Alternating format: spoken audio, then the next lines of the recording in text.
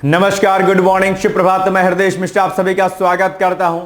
आइए आज हम लोग रिवीजन सीरीज के लेक्चर नंबर 12 में हैं और ये सारे प्रश्न मैंने पहले भी कहा था आपसे कि इंपॉर्टेंट है। हालांकि आप लोग अभी नहीं देख रहे होंगे, ये मिस्टेक है आपकी। इतने सही कंटेंट, इतना सही मैटर आपको दिया जा रहा है, उसके बाद भी अगर आप लेक्चर नहीं देख रहे तो ये बहुत बड़ी कमी है। और कहते हैं ना कि जब कोई आप पैसा देकर के आप मैगजीन खरीदेंगे, उसको पढ़ेंगे तो ज्यादा मजा आएगा आपको। यहां पर फ्री में दिया रहा तो आप नहीं देखते हैं, इसको देखा करिए बॉस, है ना। बहुत इंपॉर्टेंट चीज है आपके लिए। चलिए आइए आगे बढ़ते हैं हम लोग। नंबर 1 276 हम लोग क्वेश्चन पर आ रहे हैं। 275 क्वेश्चन तक हम लोगों ने कर लिया था, आपको याद होगा, ठीक है। तो आज का पहला क्वेश्चन है कि सरकार ने 2025-30 के लिए राष्ट्रीय परिसंपत्ति मुद्रीकरण यानी कि असेस्ट मोनेटाइजेशन प्लान पेश किया है, ठीक है, ओके। दूसरा, बजट में ग्रामीण स्तर per day care cancer centre स्थापित करने की घोषणा हुई है, ठीक है। प्रधानमंत्री स्वनिधि योजना को नए रूप में पुनः प्रारंभ किया गया है। अब आपको बताना कि इसमें से कौन सा विकल्प सही है।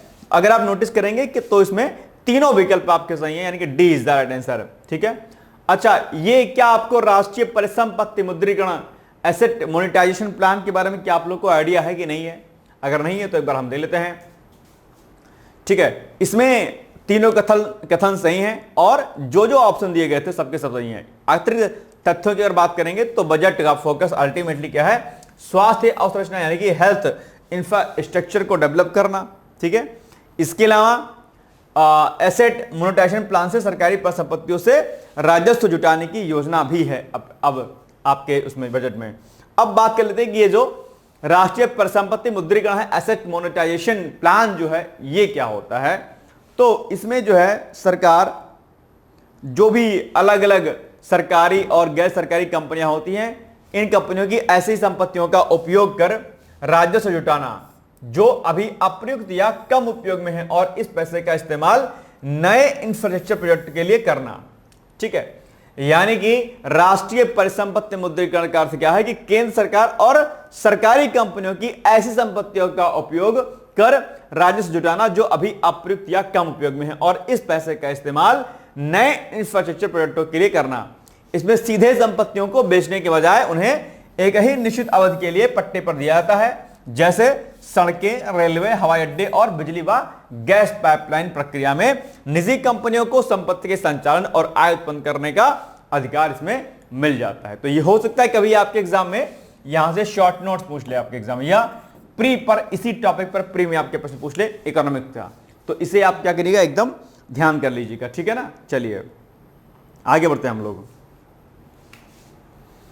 प्रधानमंत्री विकसित भारत रोजगार योजना के संबंध में सही कथन कौन सा है? नंबर 1, इसे 2025 में लॉन्च किया गया था। योजना का उद्देश्य 3 वर्षों में 1 करोड़ से अधिक नौकरियां सृजित करना है, ठीक है, और यह केवल कृषि क्षेत्रों तक सीमित है। ये इसमें क्या है? रॉन्ग है। प्रधानमंत्री विकसित भारत रोजगार योजना का संबंध हो इन दो कथनों से है, यानी कि विकल्प ए आपका हो जाएगा इसमें सही। तो A is the right answer. एक एक चीज सुनते जाइएगा, समझते जाइएगा और जहां लगे कि आपको नोट करना है उसको नोट करते जाइएगा, ठीक है। चलिए, ये इसकी व्याख्या लिखी हुई है और कृषि तक ये सीमित नहीं है, बल्कि ये सभी क्षेत्रों के लिए ये है अपने आप में। चलिए, 2025 में भारत सरकार द्वारा घोषित made in India level scheme किस उद्देश्य के लिए है? नंबर 1 पॉइंट, घरेलू उत्पादों की गुणवत्ता व ब्रांड पहचान मजबूत करना, या केवल निर्यात बढ़ाना, या फिर आयातित उत्पादों पर टैक्स कम करना, या फिर विदेशी कंपनियों को लाइसेंस देना। इनमें से क्या होगा? यानी कि जो made in India level scheme है, इसका उद्देश्य अल्टीमेटली क्या होगा? अगर आपको पता है तो मुझे बताइएगा।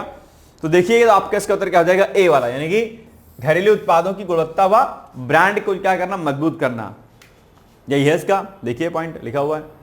आप जानते हो कि जो भी हमारे घरेलू उत्पाद होते हैं उनकी ब्रांडिंग करना बहुत आवश्यक है, क्योंकि जब तक ब्रांडिंग आप नहीं करेंगे, जब तक उन पर काम विशेष तौर पर करेंगे नहीं, तब तक हम उसके निर्यात करने में हम उतनी ज्यादा सफलता अर्जित कर नहीं पाएंगे, ठीक है। तो उसके प्रोडक्ट की क्वालिटी को बढ़ाना, इंप्रूव करना प्रोडक्ट की क्वालिटी को, और इसके अलावा उसके प्रोडक्शन को बढ़ाना इसमें शामिल है। भारतीय उत्पाद, इसका उद्देश्य भारतीय उत्पादों की प्रामाणिकता को मजबूत करना, उपभोक्ताओं का विश्वास बढ़ाना, घरेलू उद्योगों को बढ़ावा देना और भारत को वैश्विक विनिर्माण केंद्र के रूप में जो है स्थापित करना इसका मुख्य उद्देश्य है, कि ताकि हमारे प्रोडक्ट की क्वालिटी और लोगों में इसका ट्रस्ट बिल्डअप हो और उसके बाद हम निर्यात भी कैसे कर पाए। यह योजना स्वैच्छिक है और उत्पाद को यह प्रदर्शित करने की अनुमति देती है कि वह भारत में निर्मित है, जिससे स्थानीय उद्योगों को बढ़ावा मिलता है और वह वैश्विक बाजार में अपनी पहचान बना पाते हैं ग्लोबली, यानी कि हमको अपनी मार्केट को मजबूत करना है। चलिए, PLI योजना, ठीक है, इसके संबंध में आपको बताना है कौन से तथ्य सही है। नंबर 1, अब तक लगभग 1.76 लाख करोड़ निवेश आकर्षित हुआ है। ठीक है, ठीक है, अच्छा ये इसको ध्यान कर लेना। चलिए, ठीक है, अब तक लगभग 1.76 लाख करोड़ निवेश आकर्षित हुआ है। ठीक है, इससे लगभग 12 लाख नौकरियां उत्पन्न हुई हैं। ठीक है, PLI योजना केवल इलेक्ट्रॉनिक क्षेत्र सीमित है, ऐसा नहीं है। एक सही है और दो सही है, यानी कि ये जो योजना PLI बनाई गई, इनका उद्देश्य मुख्य 2 कथन है, उपरोक्त वाले कथन जो 1 और 2 हैं। ठीक है, PLI योजना का अर्थ क्या है ये जानना जरूरी है आपके लिए। प्रोडक्शन लिंक्ड इंसेंटिव, क्या? प्रोडक्शन लिंक्ड इंसेंटिव, जिसके तहत भारत सरकार घरेलू इकाइयों में विनिर्मित या निर्मित उत्पादों की बिक्री पर कंपनियों को प्रोत्साहन देती है कि भैया जो भारत में बने हैं उन प्रोडक्ट पर, उनके उत्पादों पर जो है बेचने पर कंपनियों को प्रोत्साहन मिलेगा, बल मिलेगा, एक सपोर्ट मिलेगा, ताकि स्थानीय यानी कि जो लोकल मैन्युफैक्चरिंग सेक्टर है उसको क्या हो सके, बढ़ावा मिल सके, आयात कम हो और रोजगार के अवसर पैदा हो। यह योजना उन कंपनियों को अतिरिक्त प्रोत्साहन देती है जो निर्धारित बिक्री लक्ष्यों को पूरा कर लेती है।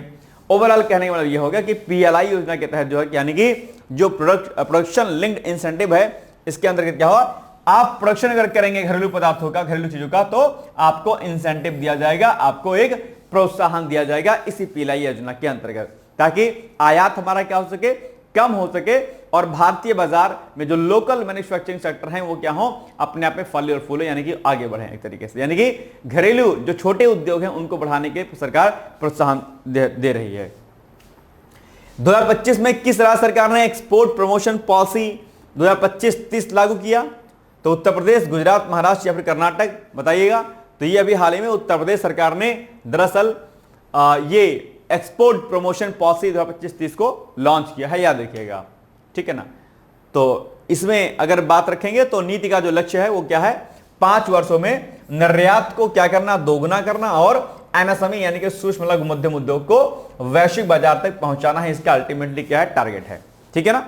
तो याद रखिएगा इस पॉइंट को भी ध्यान रखिएगा। उत्तर प्रदेश विशेष का प्रश्न है, इसलिए आपके एग्जाम में आ सकता है।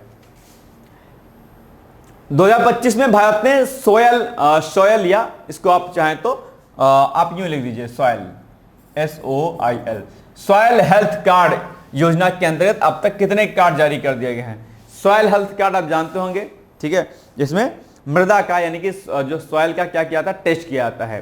क्यों टेस्ट किया जाता है कि भैया कोई पर्टिकुलर अगर कोई सॉयल है तो उस सॉयल में कौन कौन से जो है एलिमेंट्स ये पाए जाते हैं, ताकि उसकी फर्टिलिटी रेट या प्रोडक्टिविटी रेट उसको जान सके कि भैया इस मिट्टी में कौन कौन सी फसलें उगाई जा सकती हैं और इस फसल के लिए इस मिट्टी में इन इन तत्वों की आवश्यकता है, ये तत्व इसमें नहीं है, इसलिए इस मिट्टी की उर्वरता को बढ़ाने के लिए हमें इन इन तत्वों की इसमें डालने की आवश्यकता है। तो ये मृदा कार्ड स्वास्थ्य योजना है, अपने आप में लोगों के लिए फायदेमंद है। तो इसके लिए अभी हाल फिलहाल तक 1.5 करोड़ जो है कार्ड किसानों को वितरित किए जा चुके हैं। यह भी एक बड़ी उपलब्धि है अपने आप में। चलिए, मृदा स्वास्थ्य कार्ड योजना भारत सरकार की एक पहल है जो किसानों को उनकी मिट्टी के स्वास्थ्य की स्थिति जानने और उसके अनुसार उर्वरकों एवं पोषक तत्वों के विवेकपूर्ण उपयोग के लिए सलाह प्रदान करती है। क्योंकि जब तक आप ये नहीं जानोगे कि भैया हमारा कोई सॉइल है, अब इस सॉइल में नाइट्रोजन की कमी है कि फास्फोरस की कमी है, आपको पता नहीं है। अब हो सकता है कि इसमें नाइट्रोजन की मात्रा भरपूर हो, लेकिन आप नाइट्रोजनियस फर्टिलाइजर खूब डाल देंगे तो क्या होगा, इसका नेगेटिव इंपैक्ट होगा। इसलिए सॉइल की फर्टिलिटी रेट अर्थात सॉइल यानी कि मिट्टी का स्वास्थ्य जानना आपके लिए क्या है, जरूरी हो जाता है। इसे 19 फरवरी 2015 को शुरू किया गया था। इस योजना के तहत मिट्टी का परीक्षण किया जाता है और कार्ड में पोषक तत्वों की स्थिति, पीएच स्तर और कार्बनिक पदार्थों की जानकारी के साथ साथ उर्वरकों की सिफारिशें भी इसमें दी जाती है कि भैया अगर आपके मिट्टी में यह कमी है तो आप इन जो है क्या कहते हैं फर्टिलाइजर्स का आप अपने खेत में उपयोग कर सकते हैं। चलिए, अगर आपका टारगेट 2026 का आरओ का एग्जाम है और अगर आप अभी से तैयारी के प्री प्लस मेंस करना चाहते हैं तो उसके लिए आप हमारे डिकोड एग्जाम के Abhyudaya pre plus mains batch में एडमिशन ले सकते हैं। यहां पर आपको सारी डिटेल सारी दी जाती है। इसके लिए आप हमें हमारे कॉन्टैक्ट नंबर पर यहां पर संपर्क कर सकते हैं। ये नंबर आपको यहां पर दिए गए हैं, ठीक है। चलिए 2025 में विश्व निवेश रिपोर्ट, ठीक है, में भारत की एफडीआई स्थिति क्या रही है, यानी कितना एफडीआई हमारे यहां पर आया हुआ है, कितनी ज्यादा फायदेमंद चीजें हमारे यहां पर हुई हैं एफडीआई को लेकर के। तो 15वें स्थान पर है विश्व में ग्लोबली इंडिया, या फिर विश्व में तीसरे स्थान पर है, या फिर विश्व में 10वें स्थान पर है, या फिर विश्व में 8वें स्थान पर है। ये चीजें आपको क्या करनी है, इसमें बतानी है। मैं उम्मीद करता हूं कि आप इसका उत्तर एग्जैक्टली क्या करेंगे, सही बताएंगे बॉस, ठीक है। चलिए तो क्या होगा इसका उत्तर एग्जैक्टली 15वें स्थान पर है, जो मुझे लग रहा है ए इज द राइट आंसर, ठीक है ना, ठीक है, बिल्कुल सही बात है। आइए इसकी व्याख्या पढ़ लेते हैं। तो संयुक्त राष्ट्र व्यापार एवं विकास की विश्व निवेश रिपोर्ट 2025 के अनुसार 2024 में भारत की एफडीआई स्थिति में सुधार हुआ है, जिसमें भारत वैश्विक एफडीआई गंतव्यों में 16वें स्थान से बढ़कर के 15वें स्थान पर पहुंच गया है। ये एक बड़ी बात है, यानी कि आप जानते हो कि एफडीआई के लिए सरकार लगातार व्यापक स्तर पर काम करती रहती है, और ऐसे में जो है निश्चित तौर पर एफडीआई हमारे यहाँ आना ही आना है। हालांकि कुछ समय पहले की बात है, 2014-15 के पहले वर्तमान सरकार एफडीआई का विरोध करती थी कहीं ना कहीं, लेकिन अब चूंकि भाई सिंपल सी बात है, एफडीआई आने से फायदे तो बहुत होते हैं, नो डाउट। तो सरकार अब क्या कर रही है, इन्वेस्टमेंट को ला रही है अच्छे तरीके से। चलिए इसके अलावा भारत ने ग्रीन फील्ड परियोजनाओं की घोषणाओं में वृद्धि देखी, और वह इस श्रेणी में दुनिया में चौथे स्थान पर रहा है, जो भारत में निवेशकों को बढ़ते हुए भरोसे को दर्शाता है अपने आप में, ठीक है। चलिए 83 क्वेश्चन, 2025 में घोषित नेशनल क्वांटम मिशन, बहुत इंपॉर्टेंट प्रश्न है आपके एग्जाम के लिए। क्या नेशनल क्वांटम मिशन बहुत ही ज्यादा इंपॉर्टेंट है। तो नेशनल क्वांटम मिशन के बारे में आपको बताना है कि क्या होगा इसका उत्तर। इसका उद्देश्य क्वांटम कंप्यूटिंग और सुरक्षित संचार विकसित करना है। मिशन का बजट जो है 6000 करोड़ रुपए से अधिक है, और इसे केवल आईआईटी दिल्ली संचालित करेगा। अब आप बताइए कि इसका उत्तर एग्जैक्टली क्या हो जाएगा। तो इसका उत्तर हो जाएगा 2। उपरोक्त 2 कथन जो सही है, 1 और 2 वही सही है आपके, यानी कि ये ए वाला आपका इसमें भी हो जाएगा सही। ए वाले ऑप्शन इसमें स्टार्टिंग में कुछ ज्यादा ही हो गए हैं, कोई बात नहीं, ठीक है। आइए इसकी व्याख्या पढ़ लेते हैं हम लोग थोड़ा सा। तो नेशनल क्वांटम मिशन, पहली बात ध्यान रखिएगा कि ये जो नेशनल क्वांटम मिशन है भाई साहब, ये आपके क्या हो सकता है, आपके मेंस की परीक्षा में भी पूछ सकता है आपके लिए, इसलिए इसको आप बेहतर ढंग से तैयार करने का प्रयास जरूर कर लीजिएगा। ओके, 19 अप्रैल 2023 को केंद्रीय मंत्रिमंडल द्वारा स्वीकृत एक यह प्रमुख पहल है। कब? 19 अप्रैल 2023 से, जो 2023-24 से 2030-31 तक चलेगी, यानी कि इसका टारगेट इतना है, जिसका बजट जो है इतना है जितना लिखा हुआ है, 6003 करोड़ रुपए लगभग। उद्देश्य क्या है? क्वांटम प्रौद्योगिकियों के अनुसंधान और विकास को आगे बढ़ाकर भारत को वैश्विक लीडर के रूप में स्थापित करना है, जिससे क्या होगा, कंप्यूटिंग, संचार और क्रिप्टोग्राफी में नवाचार को बढ़ावा मिलेगा, और स्वास्थ्य सेवा, साइबर सुरक्षा, स्वास्थ्य ऊर्जा, जलवायु अनुसंधान आदि क्षेत्रों में क्रांति जो है इससे क्या हो जाएगी, प्रॉपर तरीके से आएगी। तो ये एक बड़ा इसका उद्देश्य है। और 2025 में इस मिशन के तहत क्वांटम स्टार्टअप्स के लिए एक रोलिंग कॉल शुरू की गई है। क्वांटम एल्गोरिदम के लिए प्रस्तावों को बढ़ावा गया है, और कई स्टार्टअप्स को समर्थन भी इसमें दिया गया है। इसके साथ ही सबसे शक्तिशाली क्वांटम कंप्यूटरों में से एक को भी लॉन्च किया गया है।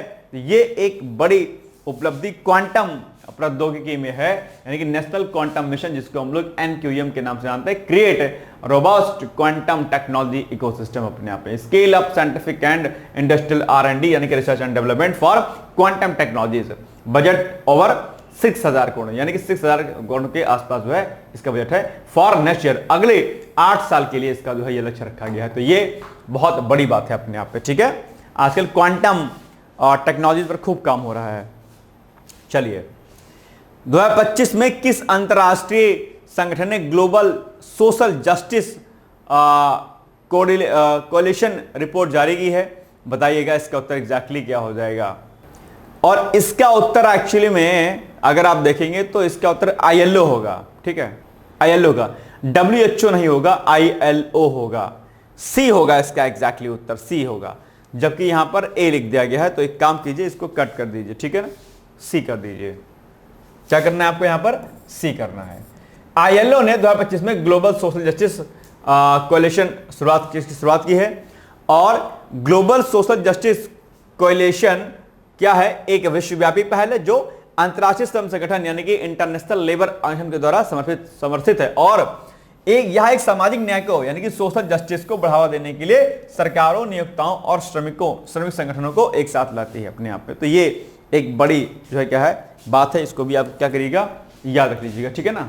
चलिए, 2025 में घोषित राष्ट्रीय विद्युत नीति के कौन से उद्देश्य प्रमुख हैं? नंबर 1 पॉइंट क्या है? एक पॉइंट है रिन्यूएबल एनर्जी क्षमता को 2030 तक 500 गीगावाट करना। ध्यान रखिएगा, ये फैक्ट आपके लिए सबसे इंपॉर्टेंट है और ये सीधे आप एग्जाम पूछ सकता है, ठीक है, कि रिन्यूएबल जो एनर्जी है यानी कि जिसको हम लोग नवीकरणीय ऊर्जा बोलते हैं, इनकी क्षमता को 2030 तक कितना गीगावाट करना है? तो 500 गीगावाट करना है। कब तक के लिए? 2030 तक के लिए। बहुत बड़ा अपने आप में क्वेश्चन है अपने आप में, ठीक है। चलिए, कोयला आधारित बिजली को पूरी तरह समाप्त करना है, ठीक है। क्या है उद्देश्य पूछा है ना, प्रमुख उद्देश्य क्या है? और तीसरा क्या है इसमें से? स्मार्ट ग्रिड और एनर्जी स्टोरेज सिस्टम पर निवेश को क्या करना है? बढ़ावा देना है। तो अगर आप इस कथन को देखेंगे तो आप पाएंगे बी वाला 1 और 3 इसमें क्या है, सही है, ठीक है। चलिए, और इसमें यह कथन गलत है क्योंकि ऐसा फिलहाल अभी योजना ऐसी नहीं है पूरी तरीके से अभी, ठीक है। जब तक कि हम प्रॉपर डिपेंडेंट नहीं हो जाते हैं नवीकरणीय ऊर्जा पर, तब तक कोयला आधारित जो बिजली चलती रहेगी। चलिए, अब आगे आपके सामने 286 नंबर क्वेश्चन, ठीक है। 2025 में भारत द्वारा किस देश के साथ लॉजिस्टिक एग्रीमेंट किया गया है, साइन किया गया है? तो फ्रांस, अमेरिका, वियतनाम या फिर जापान? क्या होगा इसका उत्तर? अगर आपको पता है तो मुझे बताइएगा। मेरे अकॉर्डिंग तो इसका उत्तर हो जाएगा बॉस, कौन सा वाला? आपका डी वाला, ठीक है। यानी कि भारत और जापान ने 2025 में लॉजिस्टिक्स एग्रीमेंट साइन किया है, जिससे क्या होगा? दोनों सेनाएं एक दूसरे के बेस और संसाधनों का उपयोग कर सकती हैं। यह एक बड़ी बात है अपने आप में। दूसरा, इससे इंडो पैसिफिक में भारत की रणनीतिक स्थिति और मजबूत होगी। और भाई साहब, इंडो पैसिफिक के बारे में मैंने आपसे कई बार कहा है कि ये इंडो पैसिफिक यानी कि हिंद प्रशांत जो क्षेत्र है अपने आप में भारत के दृष्टिकोण से कई मामलों में सामरिक दृष्टिकोण से, व्यापारिक दृष्टिकोण से बहुत महत्वपूर्ण है। और इंडो पैसिफिक क्षेत्र में सरकार जो है, चाहे बात क्वाड के माध्यम से हो, चाहे किसी अन्य संगठन के माध्यम से हो, सरकार हिंद प्रशांत क्षेत्र को बहुत ज्यादा मजबूत करने के लिए लगातार कार्य जो है करती रहती है। तो ये बिंदु भी आपको क्या करना है, याद रखना है, ठीक है ना। चलिए, तो इसको आप लोग क्या काम कीजिए, एक अपनी कॉपी में लिख दीजिए कि आपको इसको मेंस के प्रोस्पेक्टिव से इसको आपको क्या करना है, रेडी करना है मुख्य परीक्षा के लिए, क्योंकि अगर पीसीएस में मुख्य परीक्षा प्रश्न आ सकता है इसके रिकॉर्डिंग। चलिए, ग्लोबल हंगर इंडेक्स 2024 में भारत की स्थिति क्या है, ये आपको बताना है। तो 111वां स्थान, 105वां स्थान या फिर 95वां स्थान या फिर 120वां स्थान है, ये बताना है आपको। और मैं आपसे उम्मीद करता हूं कि आप मुझे इसका उत्तर एग्जैक्टली बताएंगे, क्योंकि ये आप लोगों ने ऑलरेडी पढ़ा होगा। और मैं अपेक्षा आपसे बिल्कुल नहीं करता हूं कि आप इसका उत्तर मुझे नहीं बताएंगे, डेफिनेटली आप बताएंगे कि इसका उत्तर क्या होगा मुझे, ठीक है। चलिए, बताइए बॉस क्या होगा? ग्लोबल हंगर इंडेक्स 2024 में भारत की स्थिति क्या है? बहुत इंपॉर्टेंट प्रश्न है और मैं अपेक्षा करता हूं कि आप इसका उत्तर बताएंगे मुझे, क्योंकि ये प्रश्न इसमें क्या बहुत इंपॉर्टेंट है, ठीक है। चलिए, इंपॉर्टेंट टिक लगा लीजिए। इसका उत्तर जो हो जाएगा बी वाला, यानी कि 105वें स्थान पर अगर आप देखेंगे तो आप पाएंगे 5वें स्थान पर है क्या, ये आपका इंडिया, ठीक है। 105 रैंक है इसकी, ठीक है। चलिए, 2024 में भारत 105वें स्थान पर रहा है और ग्लोबल हंगर इंडेक्स 2025 में 127 देशों में इसको रैंक दी गई है, ठीक है, जिससे भारत में भूख का स्तर गंभीर श्रेणी में आता है, ठीक है। यानी यहां पर भूख एक बड़ी समस्या के रूप में जो है दिखता है। हंगर जो इंडेक्स है उसमें बात कही गई है। रिपोर्ट में भारत में बाल कुपोषण और खाद्य सुरक्षा को बड़ी चुनौती माना गया, यानी कि फूड सिक्योरिटी बड़ी प्रॉब्लम है। और बाल सुरक्षा, बाल कुपोषण बहुत दिखाई देता है कि बच्चों को जो न्यूट्रिएंट्स मिलने चाहिए उनके जन्म लेने के बाद वो न्यूट्रिएंट्स नहीं मिल पाते और इसी वजह से भारत के अधिकतर बच्चे कुपोषण का शिकार होते हैं। और ये समस्या दरअसल आज से नहीं है, बल्कि बहुत पहले से भारत में बच्चों में कुपोषण की समस्या देखने को अक्सर मिलती है। इंडेक्स में नेपाल के रैंक को 68 दिया गया है, श्रीलंका 56 नंबर पर है, बांग्लादेश 84वें नंबर पर है, पाकिस्तान की रैंकिंग कितनी है? 109वीं रैंक की पाकिस्तान की रखी गई। ये भी पॉइंट क्या करना है आपको, याद रखना है, ठीक है ना। चलिए, 2025 की अगर बात कर लेते हैं तो इसमें से किस संगठन ने भारत को world fastest growing digital economy कहा है? यानी कि किस संगठन ने भारत को कहा है कि ये सबसे तेज बढ़ती हुई डिजिटल इकोनॉमी है अपने आप में, ये आपको बताना है। और डिजिटल इकोनॉमी एक टर्मिनोलॉजी आजकल चर्चाओं में रहती हुई है। मैं आपसे अपेक्षा करता हूं कि आप इसका उत्तर भी मुझे बताएंगे कि 288 का कौन सा उत्तर हो जाएगा आपके लिए सही। World Bank, C is the right answer. World Bank ने 2025 में भारत को सबसे तेजी से डिजिटल अर्थव्यवस्था बताया है। और आप जानते हो कि भारत का यूपीआई और डिजिटल पब्लिक इंफ्रास्ट्रक्चर इसमें प्रमुख कारण है। यूपीआई का तो दौर चल ही रहा है, आप जानते होंगे। जो आप रुपए अगर आदि देखते होंगे, रुपए आदि, उससे कहीं तेज हमारा यूपीआई नहीं कर रहा। और कई देशों में यूपीआई कार्ड से पेमेंट कर सकते हैं। और कई बार जब विदेश के लोग आते हैं, क्या कहते हैं, राष्ट्राध्यक्ष वगैरह, तो वो लोग भी कई बार ना यूपीआई से पेमेंट करते हैं भाई साहब। तो ये एक बड़ी बात है। और उससे जो क्या कहते हैं, अपना ऑनलाइन जो सिस्टम होता है उससे पे करने का प्रयास करते हैं। तो ये बहुत बड़ी बात है कि डिजिटल इकोनॉमी तरफ हम बढ़ रहे हैं। हर चीज अब आप फोन से, लैपटॉप से हो रही है। ऑन कैश जो होता है सिस्टम, हम लोग यहाँ बहुत डाउन हो गया। आजकल सब्जी वाला, ठेला वाला, टिक्की वाला, क्या कहते हैं, गोलगप्पे वाला, सभी लोग जो आजकल यूपीआई का इस्तेमाल करते हैं। तो ये देश भारत की बढ़ती हुई डिजिटल इकोनॉमी को प्रोत्साहित करने का प्रयास है। ठीक है, चलिए अब आपके सामने क्या आ जाएगा। ये प्रश्न कौन सा है? 288 है और ये बड़ा इंपॉर्टेंट था। आइए अब 289 पर आते हैं। इसके पहले आपसे एक छोटा सा इसमें एडवर्टाइजमेंट भी है कि अगर आपका टारगेट अल्टीमेटली 2026 का एग्जाम है, किस एग्जाम, आरओ का, मेंस का, प्री अगर निकल गया, मेंस अगर आप देना चाहते तो आप हमें संपर्क कर सकते हैं। इसमें हम लोग जीएस का सेक्शन जो है उसको छोड़ दीजिएगा। जीएस का सेक्शन इसमें नहीं रहेगा, जीएस का टेस्ट रहेगा। और बाकी जो कंटेंट आपको दिया जाएगा वो इसमें आपको पत्र लेखन आपका, कंप्यूटर आपका, एसे, इन सभी के वीडियो लेक्चर्स प्लस इसके नोट्स, करंट अफेयर्स की मैगजीन के वीडियो और उसका पीडीएफ, प्लस महत्वपूर्ण समाचार पत्रों और महत्वपूर्ण पत्र पत्रिकाओं पर आधारित जो आर्टिकल होते हैं उन आर्टिकल्स पर बेस्ड जो है क्या कहते हैं वीडियो लेक्चर्स और उसके भी notes, plus Monday to Sunday आपके डेली टॉपिक वाइज टेस्ट और एग्जाम के पहले फुल लेंथ टेस्ट, आपके मेंटरशिप गाइडेंस, ये सब कुछ आपको इसमें प्रोवाइड कराया जाता है। आप चाहें तो इसमें एडमिशन ले सकते हैं और उसके लिए आप दिए गए नंबरों पर आप संपर्क मुझसे कर सकते हैं। ये यहां पर नंबर आपको दिए गए हैं। ठीक है, आरओ मेंस लिख करके आप इनमें से किसी भी नंबर पर आप व्हाट्सएप कर सकते हैं। ठीक है, चलिए आपको मुझसे अगर बात करनी हो, कोई व्यक्तिगत या कोई इशू है पढ़ाई लिखाई में, तो आप इस नंबर पर कॉल कर सकते हैं मुझे। ठीक है, इस नंबर पर। चलिए आगे बढ़े हम लोग। 289 क्वेश्चन है।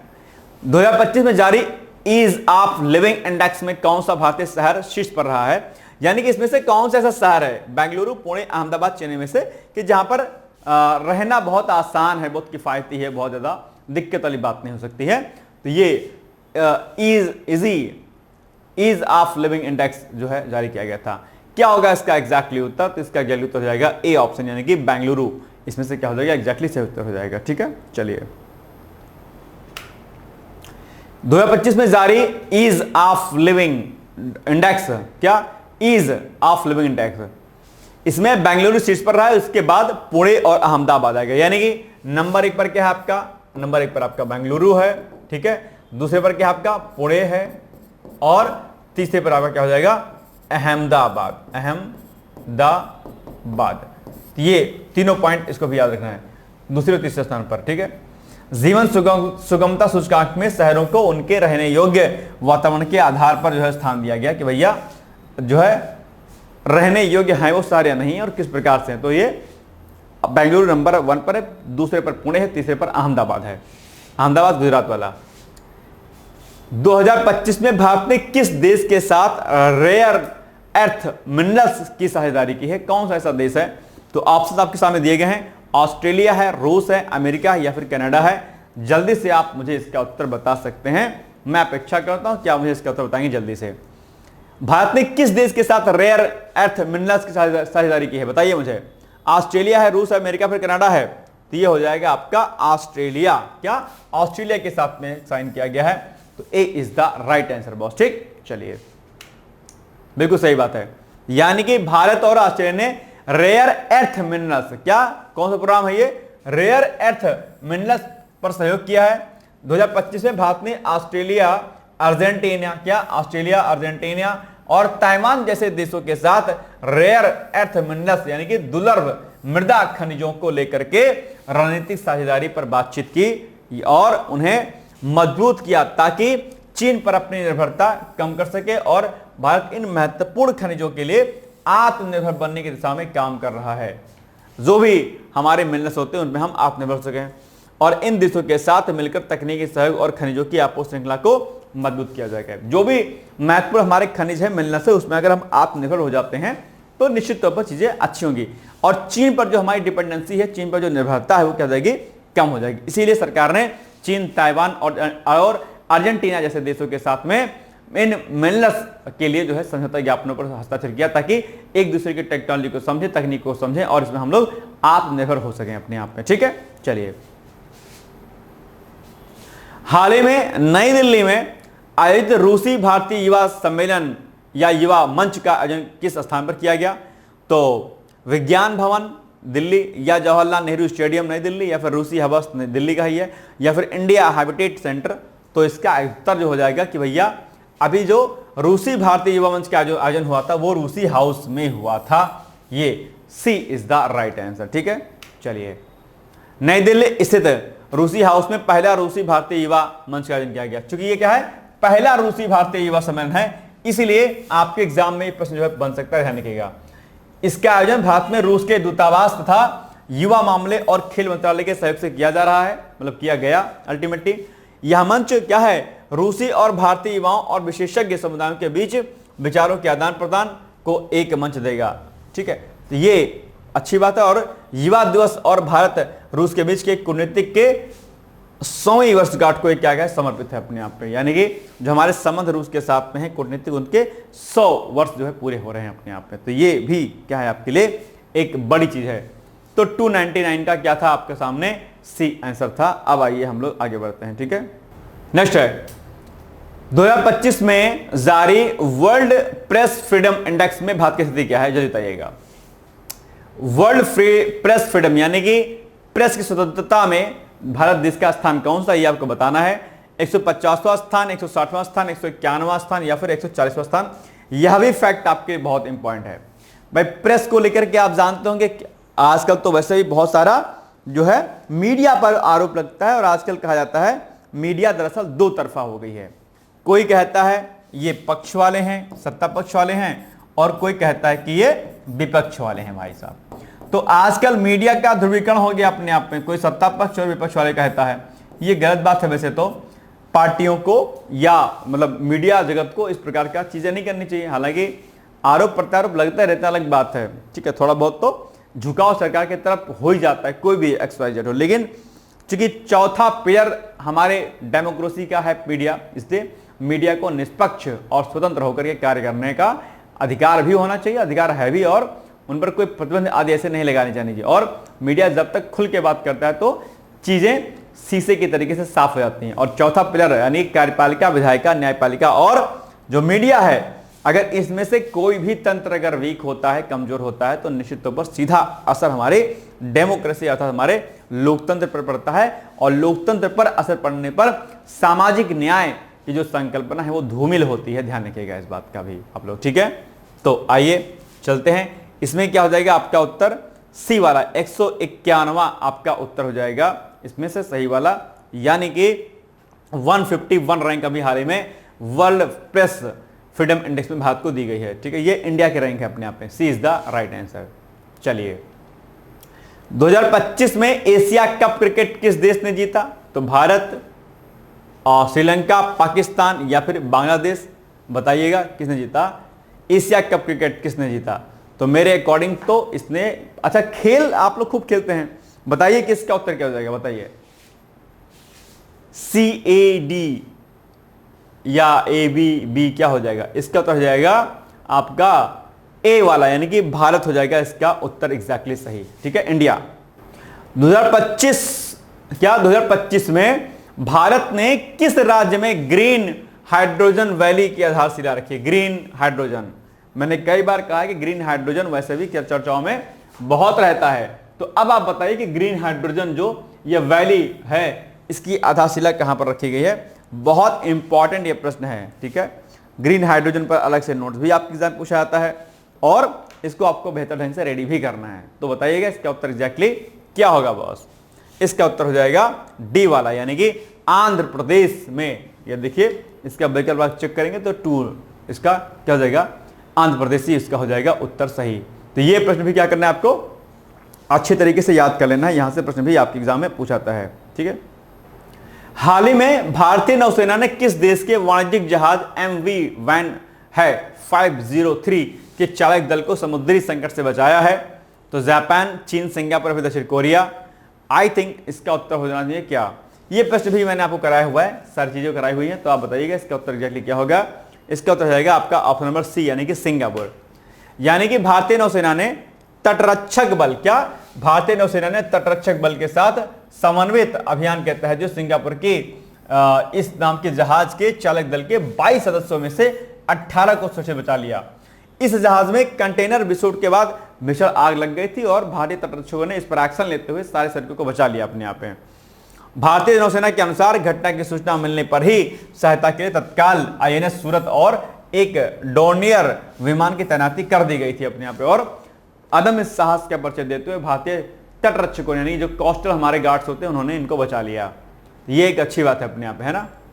चलिए 2025-26 के केंद्रीय बजट में न्यू इंडिया इंफ्रास्ट्रक्चर फंड से समाहित कौन सा कथन सत्य है? नंबर 1 पॉइंट, यह फंड 2030 तक 5 लाख करोड़ अवसंरचना निवेश करने का लक्ष्य रखता है। ठीक है। दूसरा, इसमें ग्रीन इंफ्रास्ट्रक्चर व मल्टी मॉडल लॉजिस्टिक को प्राथमिकता दी जाएगी या दी जा रही है? ठीक है। यह पूरी तरह निजी क्षेत्र द्वारा वित्त पोषित है, ऐसा नहीं है। इसमें अगर आप देखेंगे तो इसमें कथन ए वाला सही हो जाएगा, यानी कि A is the right answer boss. ध्यान रखिएगा इस पॉइंट को भी। ठीक है, चलिए बिल्कुल सही बात है। अब थोड़ा सा पॉइंट पढ़ लेते हैं कि क्योंकि 25-26 के बजट में जो घोषित आपका ये न्यू इंडिया जो इंफ्रास्ट्रक्चर फंड है, इसका उद्देश्य क्या है? 2030 तक 5 लाख करोड़ का निवेश जुटाना है। ये एक बड़ा जो सरकार का लक्ष्य है और इसको भी आप क्या करना, आपको याद रखना है, जिससे क्या होगा आपका हाईवे, रेलवे कॉरिडोर, नवीकरणीय ऊर्जा और मल्टी मॉडल लॉजिस्टिक जैसे क्षेत्रों में क्या हो जाएगा, डेवलपमेंट होगा। और इस फंड में सरकार आंशिक निवेश करेगी और शेष जो राशि होगी क्या हो जाएगा, शेष राशि यानी कि थोड़ा पैसा गवर्नमेंट लगाएगी, बाकी राशि जो है सार्वजनिक निजी भागीदारी यानी कि PPP model, triple P model यानी कि पब्लिक प्राइवेट पार्टनरशिप के से जुटाई जाएगी। इसलिए कथन 1 और 2 क्या सही है, तीसरा कथन गलत है, क्योंकि यह केवल निजी वित्त से संचालित नहीं होगा, गवर्नमेंट भी इसमें फंड कर ही रही है। इसके अलावा बजट 2025-26 में पूंजीगत व्यय का बड़ा हिस्सा इंफ्रास्ट्रक्चर को मिला। भारत सरकार का लक्ष्य 2027 तक 100 ट्रिलियन अमेरिकी डॉलर अर्थव्यवस्था बनाने का है या बनने का है, और यह फंड उसी दिशा में एक रणनीतिक कदम है। यानी कि हम लोग अल्टीमेटली 2047 का टारगेट करके लेके चल ही रहे कि भैया हमें अल्टीमेटली विकसित होना ही होना है किसी भी हाल में, चाहे जो हो जाए। ठीक है, चलिए नेक्स्ट है 297 क्वेश्चन। संयुक्त राष्ट्र महासभा के 80वें सत्र के अध्यक्ष के रूप में किसे चुना गया है? हेल्गा स्मिड, अन्ना-लेना बेयरबॉक, एंटोनियो गुटेरेस या फिर अंजेला मार्केल। बताइएगा इसका उत्तर एग्जैक्टली क्या हो जाएगा। बहुत आसान सा भी क्वेश्चन है आपके लिए। तो इसका उत्तर हो जाएगा आपका कौन सा, ये भी मैंने कराया हुआ, आपको याद होगा तो।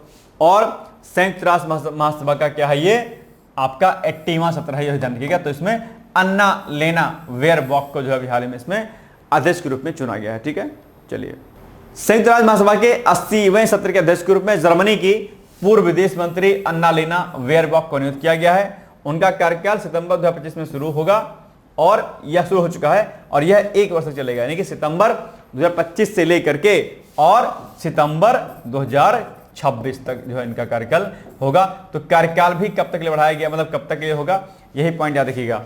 कई बार ऐसे प्रश्न भी पूछ जाते हैं कि भैया ये अभी इनके हाल में इस पद पर इनकी नियुक्ति हुई है और इनका कार्यकाल कितने वर्ष तक होगा, तो आप बताइएगा। ठीक है, चलिए अब आ गया 298 नंबर क्वेश्चन। 2025 में ग्लोबल AI समिट भारत में क्यों महत्वपूर्ण माना जाता है? बड़ी बात है अपने आप में, AI को लेकर समिट हो रही है। भारत ने रिस्पॉन्सिबल AI पर दिल्ली डिक्लेरेशन प्रस्तुत किया है। दूसरा, समिट का आयोजन नीति आयोग और मिटी ने किया है। इसमें चीन और अमेरिका दोनों ने पहली बार भाग लिया है। अब आपको बताना है कि इसमें से कौन सा कथन जो है आपका क्या है, सही है। सही कथन का चुनाव कीजिए, जल्दी बताइए। 298 क्वेश्चन नंबर। एक और दो सही है इसमें से, क्या एक और दो सही हैं, ये सही है और ये सही है, आपका रॉन्ग है, तो A is the right answer. ठीक, कोई दिक्कत तो नहीं हो रही है? यानी कि ग्लोबल एआई समिट का आयोजन यानी कि 2025 में दिल्ली में नीति आयोग और मिटी ने किया है। इसमें भारत ने Delhi declaration on responsible AI प्रस्तुत किया, जिसमें एथिकल एआई, ये बड़ा पॉइंट है, एथिकल आई भाई साहब। आजकल एआई को लेकर के चिंता व्यक्त की जा रही है कि भैया आर्टिफिशियल इंटेलिजेंस इतना हावी ना हो जाए कि आपकी व्यक्तिगत चीजें तो लीक होने के साथ साथ बहुत ज्यादा हावी हो जाए, उसका निगेटिव असर बहुत पड़े। इसलिए एथिकल एआई की बात की जा रही है, यानी कि एआई का इस्तेमाल हमें नीति परक मुद्दों के लिए करना है, गलत चीजों के लिए एआई का इस्तेमाल नहीं करना है। ठीक है, यह सबसे अहम चीज है जो आपको समझनी है, जाननी है। ठीक है, डाटा प्राइवेसी, ठीक है, एल्गोरिथम ट्रांसपेरेंसी पर बल दिया गया है, इसलिए कथन 1 और 2 आपका सही है। कथन 3 क्या पर गलत है, क्योंकि चीन ने औपचारिक रूप से इस सम्मेलन में भाग नहीं लिया, जबकि अमेरिका और यूरोपीय यूनियन, जापान आदि देशों की भागीदारी इसमें रही। इसमें ग्लोबल एआई समिट सरकार का अल्टीमेटली फोकस यही है कि हम एआई को बहुत ही सोच समझ के इसका उपयोग करें और मानव समाज सभ्यता के लिए, मानव समाज के लिए एआई खतरनाक ना हो जाए, इसके लिए जो है व्यापक स्तर पर विचार विमर्श किया गया इसी समिट में। ठीक है ना, चलो। WHO global centre for traditional medicine की 2025 में क्या प्रमुख उपलब्धि रही है? तो नंबर 1 पॉइंट, इसने आयुर्वेद और यूनानी के लिए अंतर्राष्ट्रीय मानक तय किए हैं। बिल्कुल सही बात है, और पहली बार ग्लोबल ट्रेडिशनल मेडिसिन समिट का आयोजन किया गया, बहुत अच्छी बात है, बहुत इंपॉर्टेंट प्रश्न भी है आपके लिए। इसका मुख्यालय वाराणसी में उत्तर प्रदेश में है, ऐसा नहीं है, तो 1 और 2 विकल्प इसमें हो जाएंगे सही है। थर्ड वाला इसका विकल्प क्या है, नहीं सही है। तो इसका जो मुख्यालय कहां पर है, जामनगर गुजरात में है, ना कि वाराणसी में है, जो कि गलत है आपका। इसलिए 3 कथन क्या है, गलत है। 2025 में इसने पारंपरिक चिकित्सा पद्धतियों के लिए मानक जारी किए और पहली बार ग्लोबल ट्रेडिशनल मेडिसिन समिट आयोजित किया, जिसमें 90 देशों ने भाग लिया।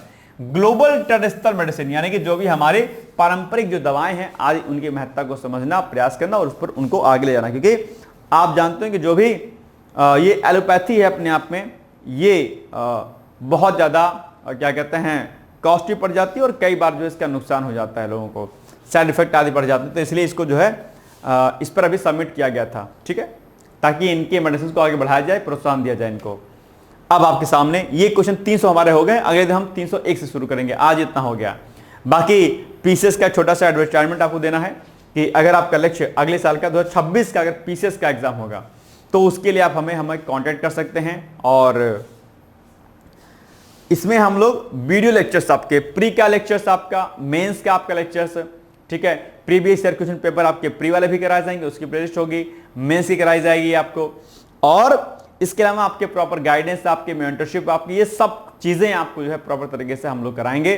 और निबंध का सेक्शन रहेगा इसमें, हिंदी का रहेगा अलग से आपका, सीसीआरटी का रहेगा, और इसके अलावा जो महत्वपूर्ण पत्र पत्रिकाएं होती हैं उन पर बेस्ड जो आर्टिकल्स आदि होते हैं वह भी आपको कराए जाएंगे। तो क्विज भी कराई जाएगी।